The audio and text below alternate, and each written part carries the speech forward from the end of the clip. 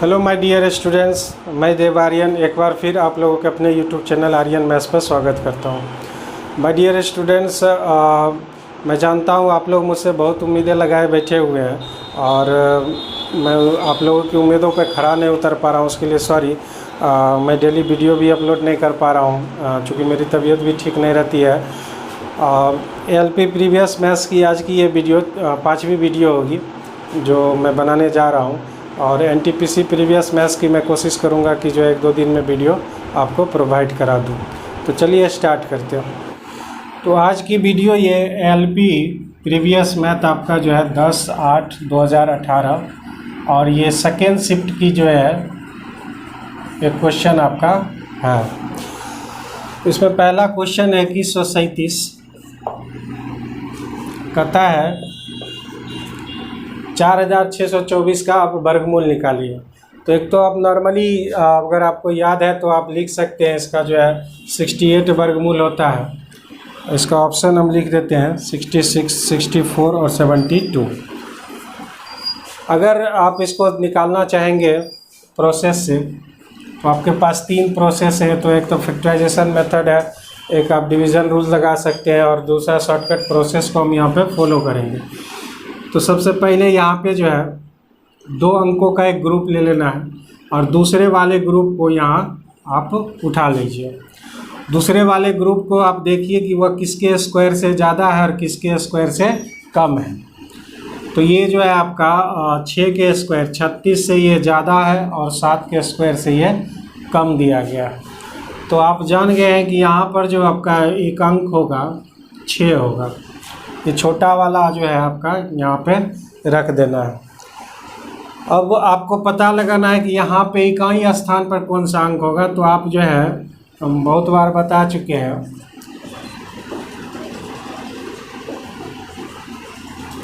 इसमें हमने बताया था कि अगर आप इसका जो है वर्ग करेंगे, एक किसी संख्या के अंत में 1 या 9 है तो उसका जब आप वर्ग करेंगे तो उसके इकाई स्थान पर 1 ही आपको मिलेगा।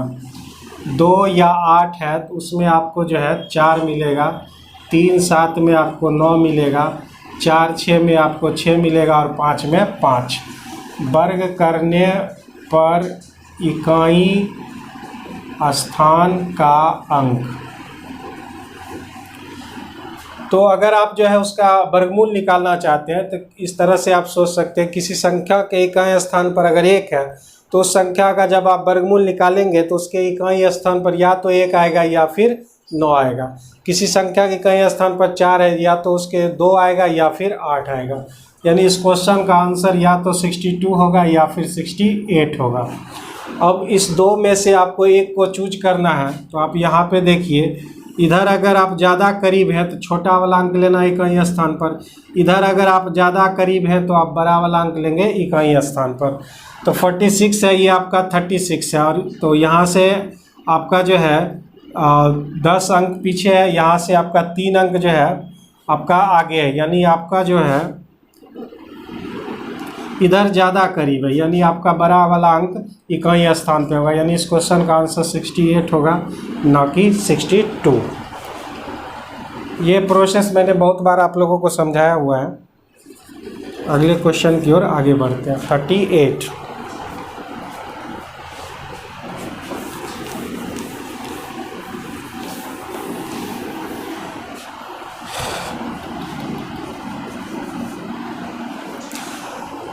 38 नंबर क्वेश्चन है कि पाइप ए, बी और सी एक खाली टंकी से जुड़े हुए हैं।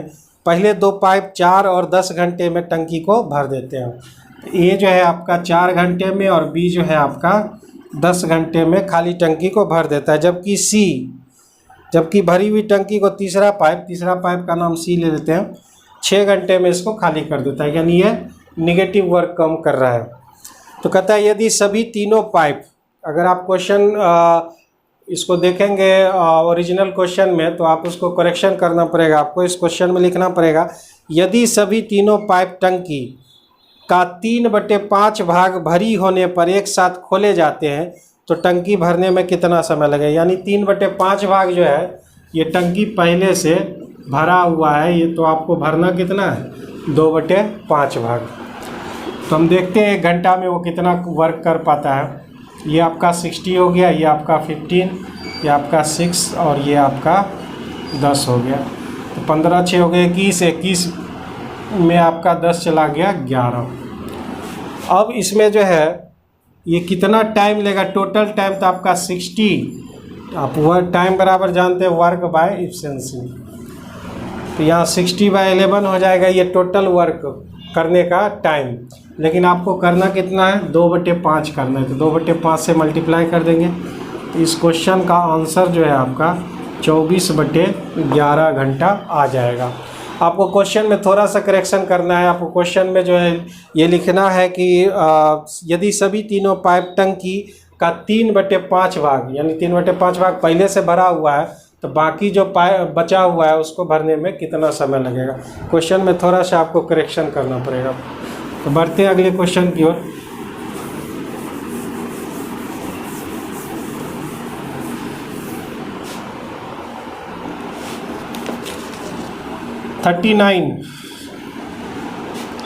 बहुत ही सिंपल क्वेश्चन है, ये सिंप्लीफिकेशन का है।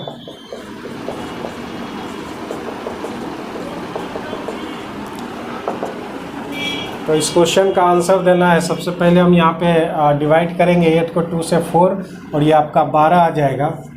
60/5 गुने 12, 12 को अगर आप जो है डिवाइडेड बाय 3 दिया गया है, तो आप यहाँ पे काटेंगे तो आपका आंसर आ जाएगा 48। तो इस क्वेश्चन का आंसर सी नंबर हो जाएगा। अगला क्वेश्चन नेक्स्ट कहता है सीता की बाल्टी की धारिता रामू की बाल्टी से 3 गुना है। यानी एफिशिएंसी के मामले में जो सीता का बाल्टी है वह रामू के बाल्टी से 3 गुना है। अगर इसकी एफिशिएंसी 1 है तो सीता की बाल्टी की एफिशिएंसी 3 हो जाएगी, 3:1। अब कहता है कि खाली ड्रम को भरने में सीता जो है 60 बार बाल्टी पलटती है, यानी 60 बार जो है बाल्टी पलटती है तब वो भरता है। तो इसका एफिशिएंसी कितना, 3, और कितना बार पलटती है, 60 बार, यानी टोटल वर्क होगा उसका 180, 3 गुने 60। इतना ही वर्क को कहता है कि उन दोनों को कुल कितनी बार बाल्टी भरकर ड्रम में पलटनी होगी, दोनों मिलकर, यानी 3 1 4, ये 4 एफिशिएंसी से कितना बार उसको पलटना पड़ेगा। तो आप इसको कैंसिल कर दीजिए, यानी कितना बार आपको पलटना पड़ेगा, 45 बार, 45। ए नंबर ऑप्शन आपके सही है। अगला नेक्स्ट क्वेश्चन आपका रीजनिंग का क्वेश्चन है, और रीजनिंग वाले किसी टीचर से हम आपको जो है क्वेश्चन का रिव्यू करा देंगे। नेक्स्ट क्वेश्चन है, इसमें आपको पूछा जा रहा है कि कुल मिलाकर के कितने त्रिभुज हैं। तो यह जो चित्र आप देख रहे हैं इसमें कुल मिलाकर के कितने त्रिभुज हैं यह पूछा जा रहा है। तो सबसे पहले इसमें ये जो सर्कल जो दिया हुआ है, तो सर्कल से बाबू हमको कोई लेना देना है नहीं, तो सर्कल को आप छोड़ दीजिए। अब सर्कल के अलावा जो है, क्योंकि सर्कल तो कभी भी त्रिभुज नहीं बनाएगा, वृत्त तो कभी भी त्रिभुज नहीं बना सकता है। तो चलिए हम इसमें जो भी आकृति से त्रिभुज बनता है हम वो देख लेते हैं। तो सबसे पहला चीज़ यहाँ पर जो है इस प्रकार से ये एक त्रिभुज आपको यहाँ ये हो रहा है, और ये दूसरा त्रिभुज आपको इस प्रकार से यहाँ ये बन रहा है। ठीक है, ये 2 त्रिभुज हो गया। इस 2 त्रिभुज के बाद देखिए यहाँ पर एक ऐसे करके यहाँ ये जा रहा है, तो ये हो गया एक तीसरा त्रिभुज, और यहाँ पर एक ये जा रहा है, ये हो गया आपको चौथा त्रिभुज। ठीक है, 4 त्रिभुज हो गया। फिगर थोड़ा टेढ़ा मेढ़ा हो रहा है तो ये आप अपने प्रश्न से देख लीजिएगा, क्योंकि हम तो बाबू हाथ से बना रहे हैं। तो 1 2 3 और ये 4, तो 4 त्रिभुज यहाँ तक हो चुका है प्लस। अब देखिए इसमें क्या किया गया, यहाँ से यहाँ एक लाइन खींचा, तो ये हो गया 2, एक इधर और एक इधर, 2 हो गया प्लस। अब देखिए ये एक लाइन यहाँ पर खींचा, तो एक और एक ये हो गया फिर से 2 प्लस। अब देखिए ये जो यहाँ से यहाँ जो मिलाया, तो एक त्रिभुज इस प्रकार से बना और एक त्रिभुज ये इस प्रकार से यहाँ ऐसे बना, तो 2 त्रिभुज ये हो गया। तो कुल मिलाकर के हो गया कितने त्रिभुज, तो टोटल हो गए ये 10 त्रिभुज। ठीक है, 10 त्रिभुज है इसमें। 42। कहता है 7 मीटर ऊंचे किसी प्लेटफॉर्म के शीर्ष से उन्नयन कोण 30 डिग्री था। क्वेश्चन में थोड़ा सा करेक्शन आपको करना है। 7 मीटर ऊंचे किसी प्लेटफॉर्म के शीर्ष से टावर का, ये शब्द आपको उसमें इंक्लूड कराना पड़ेगा। 7 मीटर ऊंचा जो है आपका, और ये आपका 7 मीटर ऊंचा प्लेटफॉर्म हो गया और एक टावर है। तो टावर का उन्नयन कोण 30 डिग्री है इसके शीर्ष पर, तो यहाँ पर जो है आपका 30 डिग्री हो गया। कहता है यदि टावर से प्लेटफॉर्म की दूरी जो है 50√3 मीटर दी गई है, तो टावर कितनी लंबी थी ये बात पता लगाना है। तो आप जो है 30 डिग्री का रेशियो तो आप बिल्कुल जानते हैं, 10/30 करते हैं तो 1√3 और ये 2 आ जाता है। तो अगर ये √3 है यानी ये आपका जो है 50√3 ये भी हो जाएगा, ठीक है। यानी √3 में जो है आपका 50√3 हो जाता है, तो एक में कितना होगा 50 हो जाएगा। ये आपका रेशियो मेथड को यहाँ फॉलो किया। ये 7 है तो ये भी आपका 7 हो जाएगा, और ये टोटल दूरी कितनी हो जाएगी 57 मीटर। यही आपका राइट आंसर हो जाएगा टावर की ऊंचाई। आंसर हो जाएगा आपका डी नंबर ऑप्शन।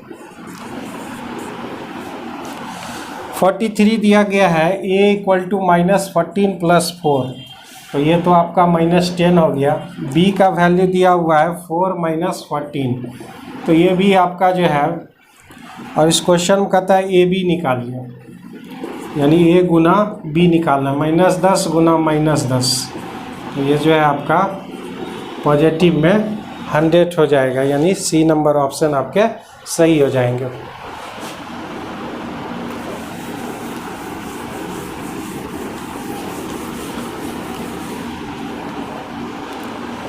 एक टेबल आ चुका है 44 नंबर क्वेश्चन में, 2144 नंबर क्वेश्चन कहता है दलों और उसके द्वारा जीती सीटें निम्नलिखित तालिका में सूचीबद्ध हैं। तो 4 दल दिए गए हैं आपके, जो भी दल हो। फिर उसके बाद जो है दिशाएं दी गई है, दक्षिण में, पूर्व में, पश्चिम में और उत्तर में।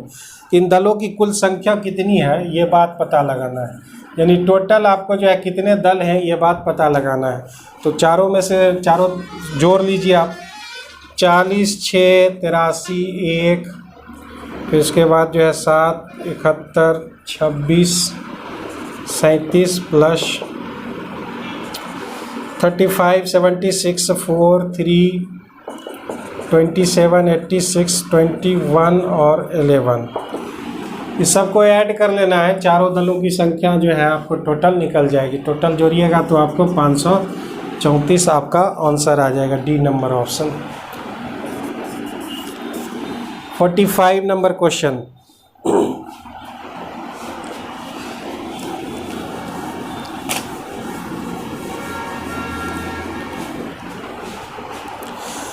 कहता है कि जर्मन सिल्वर की किसी मिश्रित धातु में से तांबे जस्ते का, तांबा दिया गया है और आपका जस्ता दिया गया है।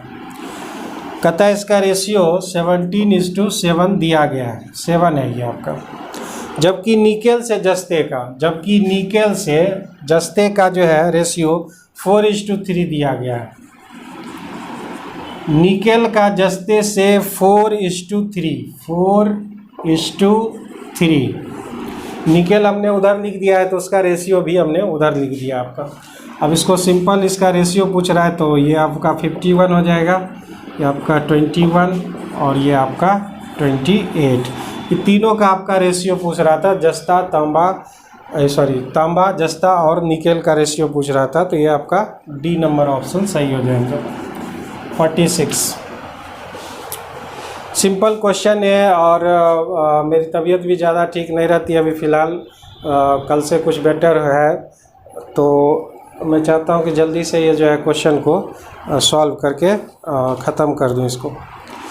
तो आगे बढ़ते हैं क्वेश्चन 46 की ओर। कहता है सूर्या और रम्या की तुलना में, सूर्या है और रम्या है, तिगुना तेज़ी से काम करता है सूर्या। अगर इसकी एफिशिएंसी 1 है तो इसकी एफिशिएंसी 3 हो जाएगी। अब यहाँ क्वेश्चन में कहता है कि रम्या द्वारा लिए गए दिनों की तुलना में 40 दिन कम लेता है।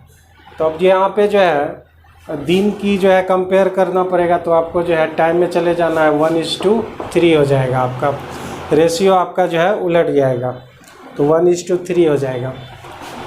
अब यहाँ पे क्वेश्चन में कहता है कि 40 दिन कम लेता है, तो यहाँ पर देखिए आप इसमें रेशियो में 2 का डिफरेंस है, तो रियल में 40 दिन का डिफरेंस हो जाएगा, तो एक में कितना हो जाएगा, 20 हो जाएगा।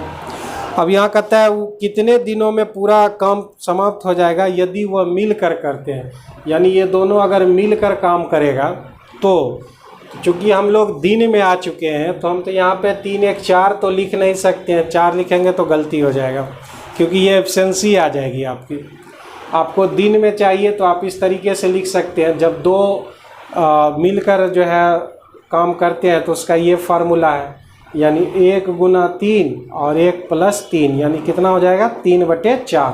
अगर हम 3/4 निकाल देते हैं तो आपका जो है राइट आंसर आ जाएगा, यानी 20 का 3/4, तो ये आपका 5 से कट गया, तो ये आपका 15 दिन आंसर आ गया।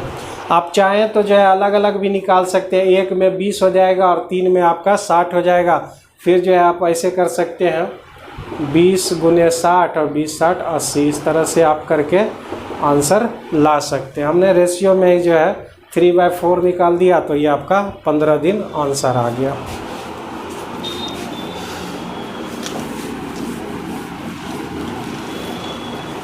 नेक्स्ट क्वेश्चन है 47, कहता है 40 संख्या प्राप्त करने के लिए, यानी 40 लाने के लिए 6.2/9 को किससे गुना करना चाहिए। किससे गुना करना चाहिए, इसके लिए लाने के लिए आपको उसको डिवाइड कर दीजिए 40, और ये आपका 6.2/9 यानी 9 का 54, 2 आपका जो है 56/9, 9 ऊपर चला जाएगा आपका।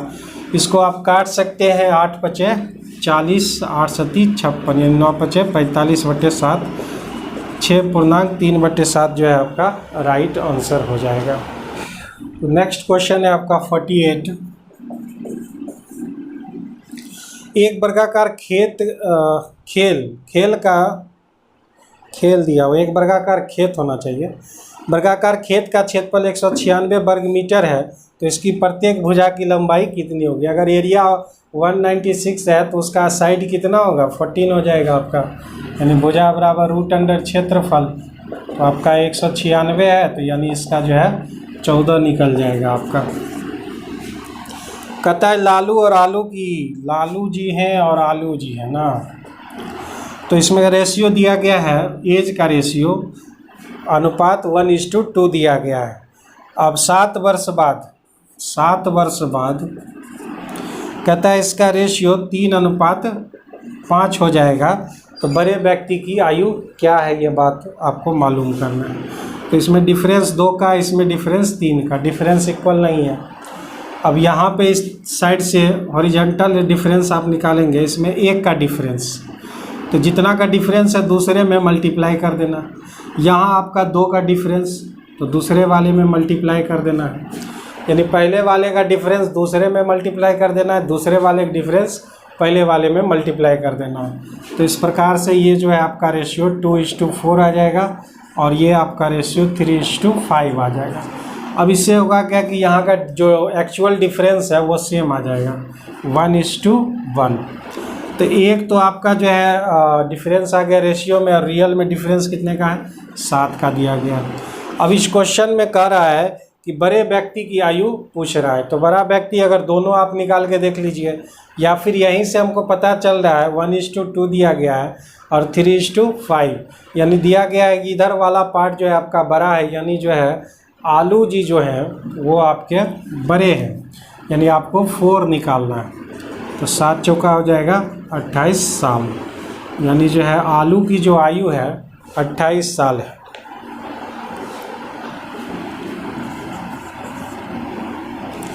नेक्स्ट क्वेश्चन कहता है कि 2 और 98 के बीच मध्यानुपात निकालिए, यानी मीन प्रोपोर्शनल निकालना है।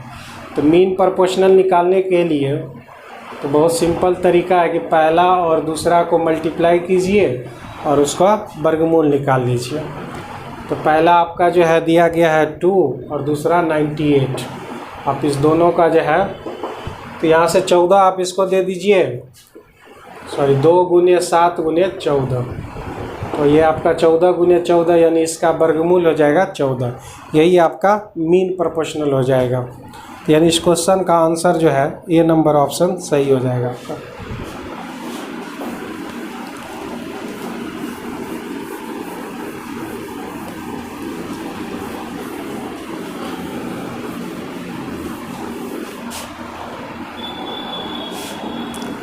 (51) नंबर क्वेश्चन, बहुत ही सिंपल क्वेश्चन है, सिंप्लीफिकेशन का ये क्वेश्चन है। 78 डिवाइडेड -4 + -3 का 27 डिवाइडेड बाय -18 डिवाइडेड बाय -2, ये आपका क्वेश्चन दिया गया।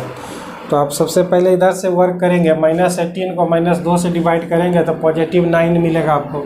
27 को 9 से डिवाइड करेंगे तो आपको 3 मिलेगा। -3 गुने 3 तो आपका जो है -9 हो जाएगा।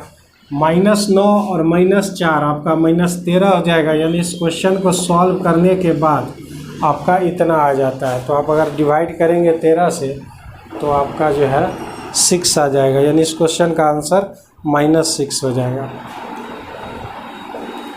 52 स्थानीय मान का डिफरेंस पूछ रहा है। तो बहुत सिंपल क्वेश्चन है। 833749502 में 4 और 2 का स्थानीय मान निकालना है। तो 2 का स्थानीय मान तो 2 ही हो जाएगा।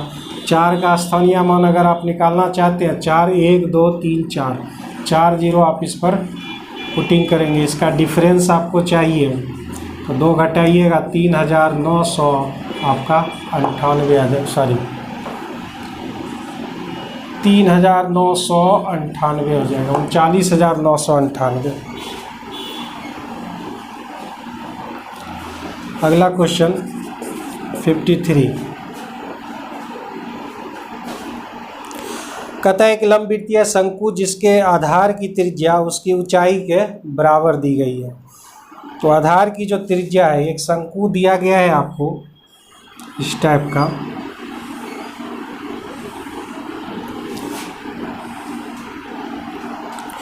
एक लंबवृत्तीय शंकु जिसके आधार की त्रिज्या उसकी ऊंचाई के बराबर है। जो इसकी आधार की जो त्रिज्या होगी वो ऊंचाई के बराबर होगी, यानी r बराबर h।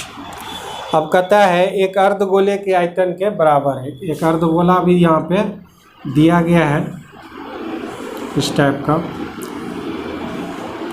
इसका हम छोटी r रेडियस ले लेते हैं। कहता है शंकु तथा अर्धगोले के त्रिज्याओं का अनुपात। तो दोनों एरिया इसका जो है वॉल्यूम बराबर है। तो 1/3 पाई r² h के जगह पर हम r लिख सकते हैं क्योंकि r बराबर h दिया हुआ है। और ये अर्धगोला का 2/3 पाई r³ 3 पाई इधर आपका कैंसिल हो गया, r³ बटे r³ बराबर हो जाएगा 2:1। यानी दोनों के रेडियस का जो रेशियो है 2:1 जो है आपका करनी घात 3 हो जाएगा। यानी बी नंबर ऑप्शन आपके सही दिए गए हैं। नेक्स्ट क्वेश्चन है आपका 54 दिया गया है। ये आपका जो है एक बार चार्ट दिया गया है और कहता है sales of bikes in India as per the colour in 2009। यानी 2009 में जो है बहुत सारे इंडिया में जो है कलर जो के बाइक जो है बेचे गए हैं। तो उसका कहता है 2009 में मोटरसाइकिल के रंग की अनुसार कुल बिक्री 10,000 थी। यानी टोटल बिक्री जो है 10,000 है 2009 में। और हरे रंग की तुलना में और पीले रंग की तुलना में, यानी ग्रीन वाले और येलो वाले दोनों का जो है तुलना में कितनी अधिक बेची गई है। तो ग्रीन वाला जो है आपका 8% दिया गया है और येलो वाला 10% दिया गया है। तो ये तो 2% का जो है आपका डिफरेंस आ गया है। और टोटल बिक्री आपको 10,000 दी गई है तो 10,000 का 2% जो है आपका 200 हो जाता है। तो कितना का डिफरेंस हो जाएगा? 200 का डिफरेंस हो जाएगा। 10,000 का 2% यानी आपका आंसर 200 आ जाएगा। बहुत सिंपल क्वेश्चन था। ये अगला क्वेश्चन जो 2155 है वो बहुत ही अच्छा क्वेश्चन है आपका, टाइम एंड वर्क का है। और इससे रिलेटेड जो है बहुत सारे बच्चे इस टाइप का क्वेश्चन खोजते रहते हैं, बनाते हैं। किसी को बनता है, किसी को नहीं बनता है।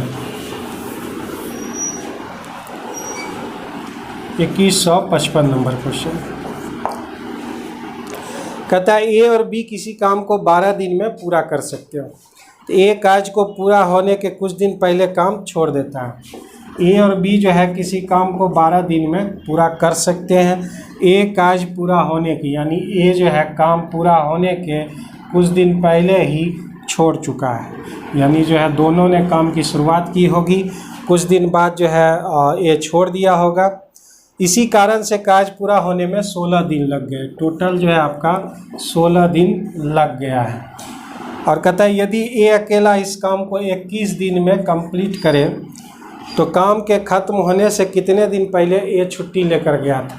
ये जो है कुछ दिन पहले, यानी हम मान लेते हैं x दिन पहले वो काम छोड़कर चला गया, तो x दिन पहले वो चला गया, इसका क्या मीनिंग है कि वह x दिन जो है b काम किया होगा उसके एवज में। और यहाँ पर जो है आपका टोटल 16 दिन लगता है, तो ये आपका हो जाएगा 16 माइनस x। ऐसे सवालों को अगर आप जब समझ नहीं पाते हैं तो आप डायग्राम बढ़िया से उसको बनाइए, डायग्राम आपसे क्लियर कर देगा कि आपको करना क्या है। 12 और 21 का एलसीएम आपका 84 हो जाएगा, ये 7 से और ये आपका 4 से, ठीक है। ए का जो एफिशिएंसी है आपका 4 दिया गया है, ए का एफिशिएंसी 4 और दोनों का एफिशिएंसी 7। इसका मीनिंग निकल गया कि ए का एफिशिएंसी अगर 4 है तब बी का एफिशिएंसी जो है आपका 3 होगा। अब क्वेश्चन में कह रहे हैं कि जो है कितने दिन पहले ए काम छोड़ के गया था। अब यहाँ पे देखते हैं, यहाँ से यहाँ तक वर्क ए प्लस बी कर रहा है। ए प्लस बी कितना दिन करेगा, तो 16 माइनस x दिन आपका वर्क करेगा। किस एफिशिएंसी से, तो 7 एफिशिएंसी से। दोनों का एफिशिएंसी जो है आपका 7 दिया गया है, तो 7 एफिशिएंसी गुने टाइम, तो टोटल वर्क हो गया। तो इतना वर्क हमने ले लिया है प्लस, अब इतना वर्क बच जाता है, कौन कर रहा है, बी कर रहा है। कितना दिन कर रहा है, x दिन कर रहा है। किस एफिशिएंसी से कर रहा है, तो 3 एफिशिएंसी से आपका कर रहा है। यहाँ से यहाँ तक वर्क हो गया, टोटल वर्क है कितना हमारा 84। तो इस तरीके से आप इसका आंसर निकाल सकते हैं। ये आपका हो जाएगा 112 माइनस 7x प्लस 3x, तो ये आपका 4x हो गया। 112 माइनस 84 4x इक्वल टू जो है 8 4 बार 28 हो गया। x का वैल्यू 7, यानी जो है काम खत्म होने के 7 दिन पहले एक काम छोड़कर चला गया था। बहुत ही अच्छा क्वेश्चन है और आप इसको 2-3 बार जो है ऐसे क्वेश्चन को बनाना चाहिए आपको। और एक बार फिर मैं आप लोगों को समझा दूं, यहाँ क्वेश्चन में कह रहा था कि ए प्लस बी किसी काम को 12 दिन में पूरा करता है और ए 21 दिन में कर सकता है। कहता है कि ए काम खत्म होने के कुछ दिन पहले ही काम को करना छोड़ दिया है, तो छोड़ देगा तो जितना दिन काम छोड़ा है उतना दिन बी करेगा, और इस प्रकार से वह टोटल वर्क 16 दिन में कंप्लीट होते हैं। तो यहाँ x ले लिए, तो इधर आपका 16 माइनस x, तो ए प्लस बी 16 माइनस x दिन काम कर रहा है, किस एफिशिएंसी से, 7 से। फिर इधर आपका x दिन एफिशिएंसी, x दिन आपका बच गया, कौन करेगा, b, किस एफिशिएंसी से, 3 से। टोटल वर्क आपका 84 हो गया। तो 7 दिन पहले जो है उस काम को छोड़ के वो चला गया था। नेक्स्ट क्वेश्चन है 56। कहता है अगर आप भुजा 1 रखते हैं 1 यूनिट, तो वर्ग का क्षेत्रफल उसकी भुजा के क्या होगा, भुजा के बराबर होता है क्या, अक्सर होगा या कभी कभी होगा, कभी नहीं होगा, हमेशा होगा। अगर आप किसी स्क्वायर का भुजा 1 लेते हैं तो एरिया जो है हमेशा उसका जो है भुजा के स्क्वायर यानी 1 ही मिलेगा। जब भी आप 1 यूनिट लेंगे तो आपका उसका एरिया 1 ही आएगा, यानी ये हमेशा ऐसा होगा, ऑलवेज ऐसा होगा। यानी इस क्वेश्चन का आंसर डी नंबर ऑप्शन सही हो जाएगा। जब भी आप 1 लेंगे तो उसका जो है हमेशा जो है एरिया 1 ही आएगा। अगर आप यूनिट चेंज करेंगे तब उसका चेंज होगा, नहीं तो 1 लेंगे तो हमेशा 1 आएगा। x प्लस 2y माइनस 8, तो बराबर 8 कर देते हैं, और 2x plus 4y equal to 16। कहता है इस जोड़े के हलों की संख्या कितनी होगी। तो जूनियर क्लासों में यानी क्लास 10th में ये सब तो जो हम लोग इक्वेशन से संबंधित बहुत सारी बातें पढ़ते थे। a1x प्लस b1y बराबर c1, a2x प्लस b2y बराबर c2। इसमें 3 कंडीशन होते थे। पहला कंडीशन था कि a1 by a2 not equal to b1 by b2। हम यहाँ पर जो है यूनिक सॉल्यूशन लिखते थे, यानी हिंदी में उसको जो है अद्वितीय हल बोलते, यूनिक सॉल्यूशन। और इसका ग्राफ कुछ ऐसा निकलता था, एक दूसरे को इंटरसेक्ट करता था वो। दूसरा कंडीशन था कि a1 by a2 equal to b1 by b2 और not equal to c1 bye c2। इसका नो सॉल्यूशन मिलता था, यानी जो है आपका कोई हल नहीं। और इसका डायग्राम जो है पैरेलल होता था इस तरह से। और तीसरा कंडीशन था a1 by a2 equal to b1 by b2 equal to c1 by c2। अगर आप ऐसा हो जाता था तो ये आपका जो इन्फिनाइट सोल्यूशन हो जाता था, यानी अनेक हल हो जाते थे। और इसका जो डायग्राम बनता था वह एक ही रेखा पर दूसरा रेखा भी अध्यारोपित होता था, कोइंसिडेंट कहते हैं जिसको। तो इस टाइप का जो है कंडीशन, हम तीनों कंडीशन देखते हैं कौन सा फॉलो करता है। यहाँ आपका 1 है तो 1/2 हो जाएगा, यहाँ आपका 2/4 है और ये आपका 8/16 है। तो अगर आप इसको काटते हैं तो तीनों तो इक्वल आ गया। a1 by a2 b1 by b2 और c1 बाई c2 जब इक्वल आ गया तो तीसरा कंडीशन को फॉलो करेगा, यानी इसके अनेक हल होंगे, यानी अनगिनत हल होंगे, इन्फिनाइट सॉल्यूशन। यानी इस क्वेश्चन का आंसर ए नंबर ऑप्शन हो जाएगा आपका। ये सब जो है क्लास 10th में बहुत बार आपने पढ़ा होगा। तो मैं हर एक स्टूडेंट्स को कहता हूँ कि आप फ्री ऑफ कॉस्ट जो है कम से कम 8, 9, 10 3 क्लासों को बच्चों को जो है फ्री ऑफ कॉस्ट जो है आप उसको पढ़ाइए। 1 घंटा 2 घंटा आप अगर उसको पढ़ा देते हैं तो उसका तो बेनिफिट होगा ही, आपका सबसे ज़्यादा आपका बेनिफिट होगा, क्योंकि आपका रिवीजन लगातार होता रहेगा। आपको जो लगातार आप उसको बताते रहेंगे, आपका रिवीजन होता रहेगा।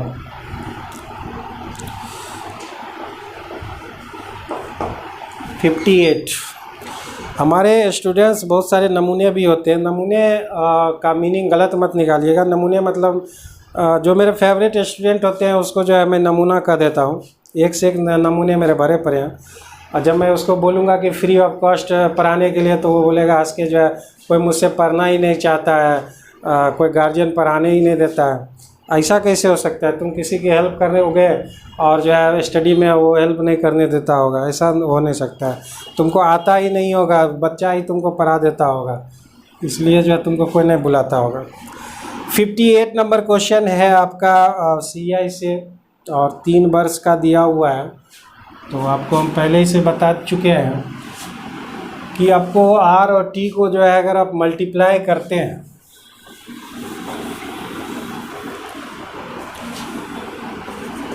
R और T को जब मल्टीप्लाई करते हैं तो SI मिलता है, वो भी आपको परसेंट में। यानी अगर 5 साल दिया हुआ है, 5% दिया हुआ है और 3 वर्ष दिए हुए हैं, तो SI आपके कितने हो जाएंगे? और 5 × 3 यानी 15% जो है आपके SI हो जाएंगे, ये 3 साल के लिए। अगर CI निकालना चाहते हैं तो आपको पिछले वीडियो में ही हमने बताया था, कुछ डाटाओं को आपको याद रखना पड़ेगा। मेमोरी में आप अगर आप रखिएगा तो आप आसानी से काम कर सकते हैं। जैसे 5% है और 3 वर्ष है तो CI होता है 15.7625%, इतना है। नहीं तो अगर आप याद नहीं रखेंगे तो आप इसको इस तरीके से निकाल सकते हैं। 1 साल का CI है तो आपका ऐसा ही हो जाएगा, यानी 3 वर्ष और 5%, तो 5% ही रह जाएगा 1 साल के लिए। दूसरे साल में अगर आप प्रवेश करते हैं तो 2R + R²/100 करके आप आसानी से उसका निकाल सकते हैं, यानी 2 × 5 + 5 × 5/100। तो इसका जो है 10.25% आ जाता है। अगर आप तीसरे साल में जाते हैं तो ये आपका 10.25, ये भी फार्मूला को आप तोड़ लीजिएगा, 10.25 और ये आपका 5%, फिर 10.25 × 5/100। अगर आप इसको तोड़ेंगे तो 15.7625% इतना आ जाएगा आपको जो है। तो इस तरीके से अगर आप इसको सॉल्व करेंगे तो क्वेश्चन में दिया हुआ है कि 15%, यानी जो SI दिया गया है, SI मतलब 15%, 5250 दिया गया है। ये आपको जो है अगर आप काटेंगे तो कितना से कटेगा, 15×3 45, 15×6 75, 350 से ये कट जाएगा। फिर कहता है चक्रवृद्धि ब्याज कितना होगा, तो 15.762% निकाल दीजिएगा, 350 गुने 15.7625%। कैलकुलेट कर लीजिएगा, ये आपका जो है 5516.88, इतना आपका आंसर आ जाएगा। ठीक है, आप इसको कैलकुलेट कर लीजिएगा। बढ़ते हैं अगले क्वेश्चंस की ओर।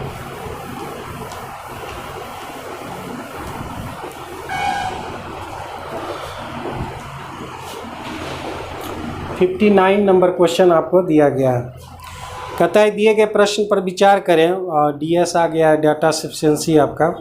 तो विचार कीजिए और दिए गए प्रश्न का उत्तर दीजिए। कहता है X ने इतिहास यानी हिस्ट्री और भाषा यानी लैंग्वेज और साइंस, ये तीनों का जो है एवरेज दिया गया है 50। तो योग आपका कितना होगा, 50 गुने 3 यानी 150 हो जाएगा, यानी उसका सम जो है 150 हो जाएगा। अब कहता है विज्ञान में उसने कितने अंक प्राप्त किए, यानी साइंस का जो है आपका स्कोर निकालना है, कितना उसने अंक लाया है। तो उसके लिए स्टेटमेंट 1 क्या कह रहा है ये देखना है। पहला कह रहा है कि उसका इतिहास और भाषा में यानी हिस्ट्री और लैंग्वेज में एवरेज उसका 25 है। तो योग कितना होगा, 2 सब्जेक्ट के है तो 50,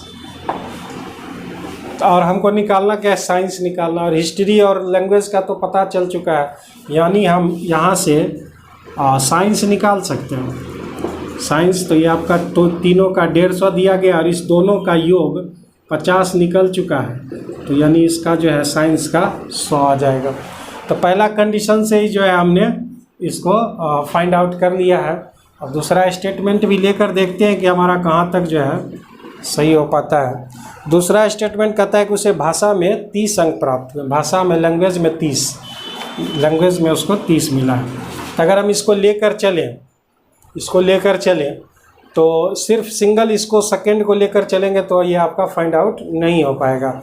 इसका मतलब है कि जो है आपका 1 से ही क्लियर हो जा रहा है, 2 उसका इम्पोर्टेंसी नहीं रखता है, यानी जो है A नंबर ऑप्शन सही हो जाएगा। कथन 1 अकेला ही ऊपर दिए गए प्रश्न को उत्तर देने में सक्षम है, परंतु कथन 2 अकेला ही ऊपर के प्रश्न उत्तर देने में सक्षम नहीं है।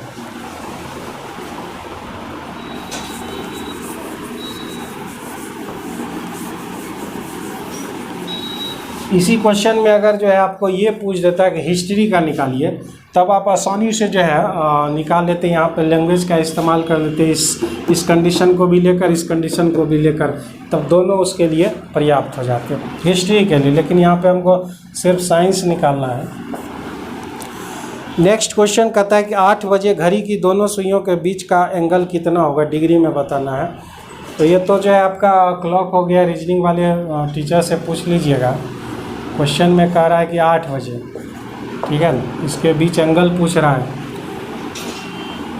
तो आप इसको उस सूत्र से जो है 30h-11/2 m, h से आवर और m से मिनट। यहाँ पे मिनट की तो चर्चा ही नहीं है, तो इसको हटा दीजिए। 30 × 8 240 डिग्री हो जाएगा। और अगर आपको ये एंगल निकालना है तो 360 में 240 घटा लीजिएगा, 120 डिग्री आपका आंसर आ जाएगा। अगर मैं कहीं गलत हूँ तो आप जो है रीजनिंग वाले टीचर से बेहतर तरीके से पूछ लेंगे, या फिर आप मुझसे ज़्यादा रीजनिंग बेहतर जानते हैं। मैथ में तो कहीं गलती होने की संभावना नहीं रहेगी। अगर रीजनिंग के छोटे मोटे प्रश्न आ जाते हैं तो आप उसको खुद से भी जो है जस्टिफाई कर सकते हैं। 61 नंबर क्वेश्चन कहता है किसी त्रिभुज का आधार उसके समान क्षेत्रफल वाले समांतर चतुर्भुज के आधार का आधार, यानी एक त्रिभुज दिया गया है और ये एक जो है समांतर चतुर्भुज के क्षेत्रफल के बराबर है। तो इसका आधार ए ले लेते हैं, इसका 2a लेना पड़ेगा, क्योंकि जो है इसका जो आधार है इससे आधा है। अब क्वेश्चन कहता है त्रिभुज और चतुर्भुज के आधारों से संलग्न ऊंचाइयों का अनुपात, इसका H1 ले लेते हैं, इसका हाइट को H2 बोल देते हैं। इसका एरिया होता है हाफ गुने आधार गुने ऊंचाई, और इसका एरिया होता है आधार गुने ऊंचाई, यानी 2a गुना H2। तो आपको H1/H2 निकालना है। ए आपका कैंसिल हो गया, तो 2 दूनी 4, 4:1 आपका राइट आंसर आ जाएगा। ए नंबर ऑप्शन आपके सही हो जाएंगे।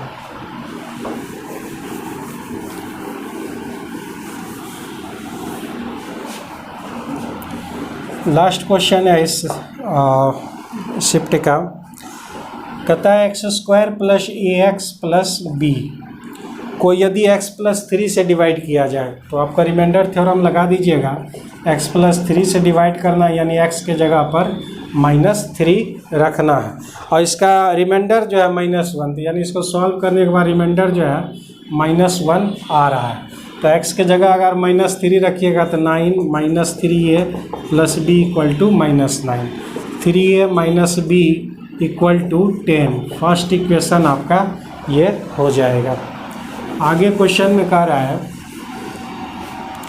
कि x² + bx + a x - 3 से अगर आप डिवाइड करते हैं, यानी x की जगह आपको रखना पड़ेगा 3, तो इसका रिमाइंडर जो है 39 आता है। 39 आपका रिमाइंडर हो जाएगा।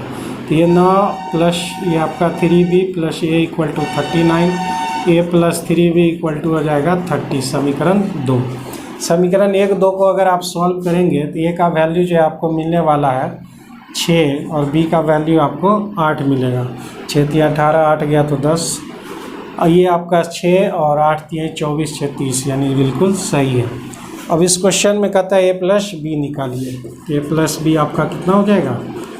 14 हो जाएगा। ठीक है, तो ये सेशन आपका ख़त्म हो गया है। मेरा अभी तबीयत ठीक नहीं चल रहा है, इसलिए जो है मैंने इसको जो है किसी तरह से इसको सॉल्व कर दिया है सारे क्वेश्चंस को। 1-2 दिन में जो है फिर वीडियो आपको अपलोड करेंगे, तो उसमें बेहतर तरीके से चलेगा।